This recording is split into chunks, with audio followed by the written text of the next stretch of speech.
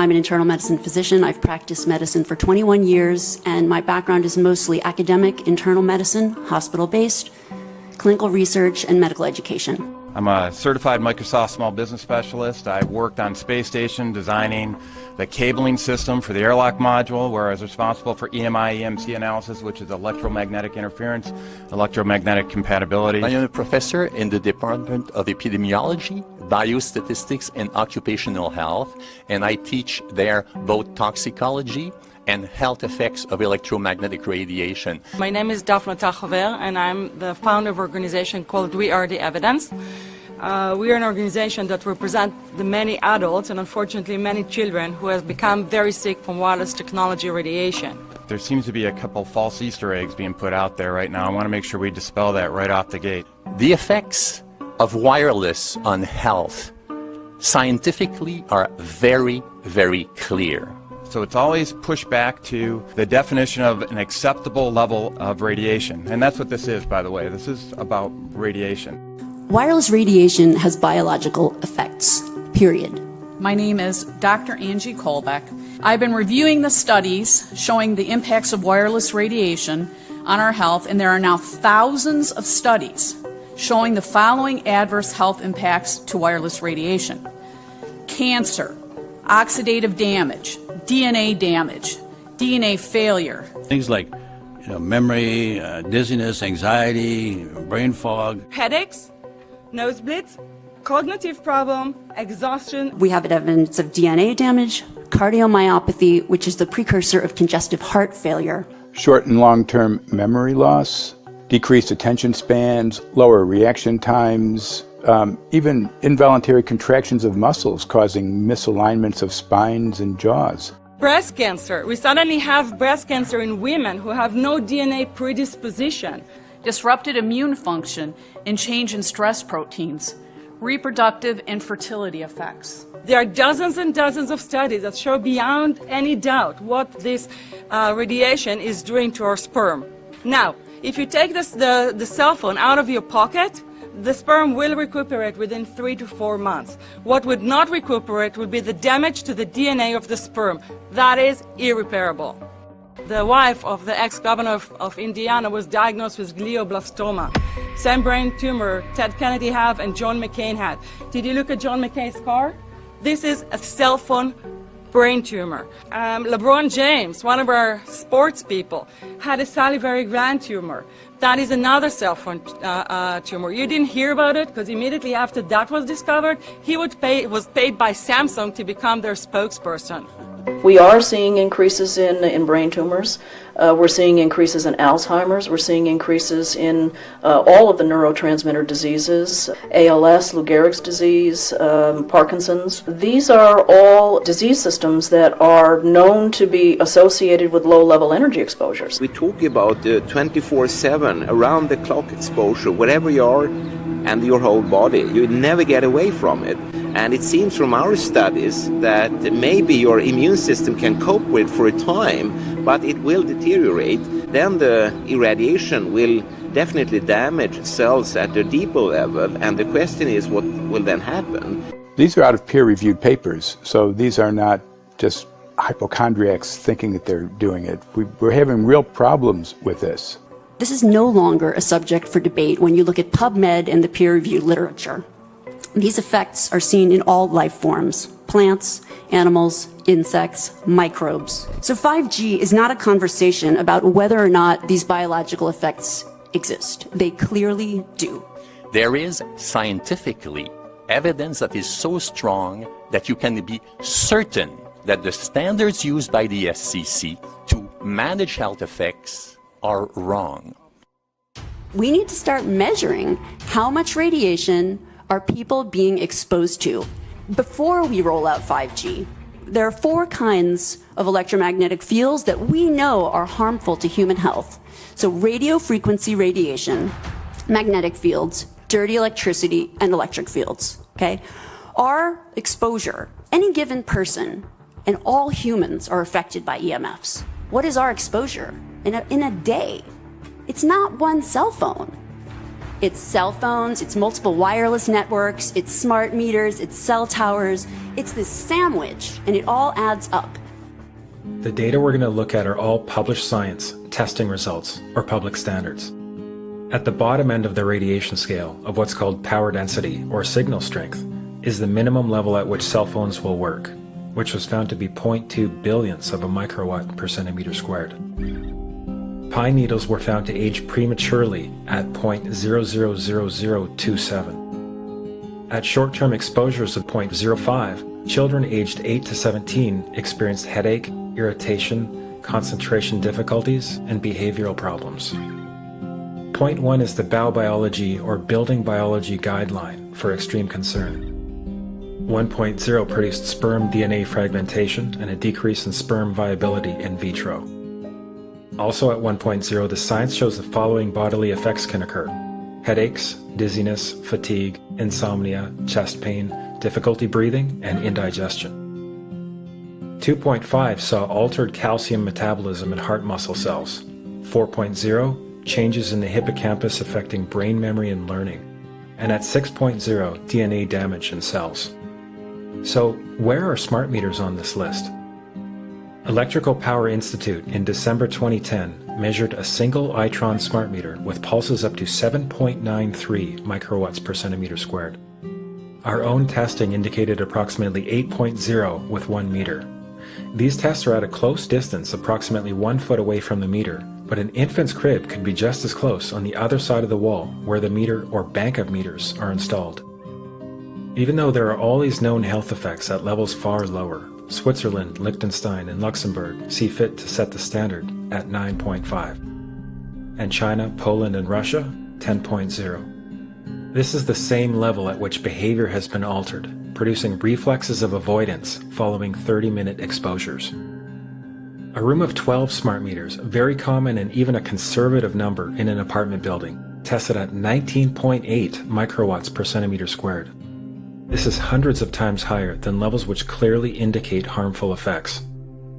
So how can utilities and governments get away with forcing these devices on everyone? This is how.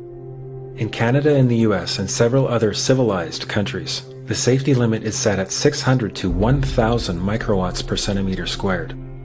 This so-called safety limit is literally tens of thousands of times higher than levels which are known to damage health according to peer-reviewed published science. The radio frequency radiation work that we did was supported by Motorola. The relationship was really very cordial and very stress-free, but only up until we started generating data. These folks were very, very upset and began to talk about how are they going to handle this, what sort of spin can we put on this, what can we expect from this, and from that point on the relationship changed. What we saw was that Motorola began to exert more and more control over the work, telling us what to do, telling us how to write abstracts, what to say in the abstracts, what to say in the papers, how to do the work. No, don't do this. Yes, do it this way. This was unacceptable.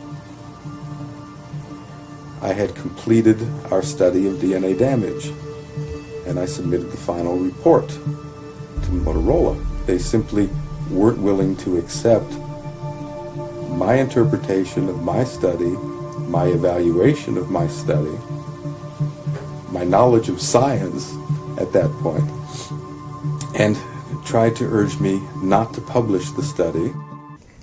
So in our first slides, what we see is normal cells, and the structure of the cells is intact and sound.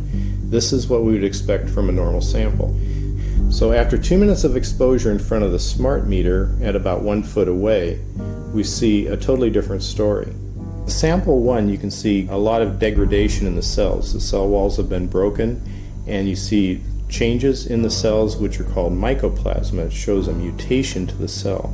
In the second sample, we see a different type of degradation to the cell membranes. You can see a corrugation here. This is called bottle cap formation, and it's known that this occurs due to oxidation or exposure to free radicals. So this third subject, when we did her sample, she had to be pulled away from the meter after 45 seconds because she complained about an increasingly severe headache. And here you see a phenomenon called rouleau, where the red blood cells are stacking up, which makes it very difficult for the blood to deliver oxygen to the tissues as they would be their normal function. Every single one of these is a degradation. Every single one of these shows a trauma to the blood cells, and that came from something, and the only variable was the smart meter. The good news in all this is the patient and the blood can return to normal once they have been removed from the influences of these stressors.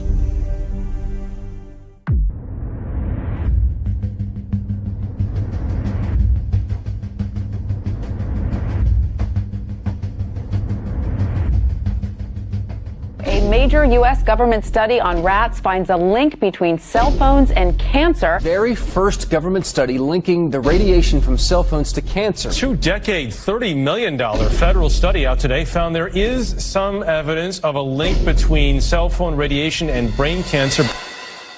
Professor, what is the NDP? I've heard that study several times. NDP is what? So it's a $25 million study on rats and mice that was supposed to demonstrate that there were no effects of radiation below thermal. And in fact, it demonstrated exactly the opposite.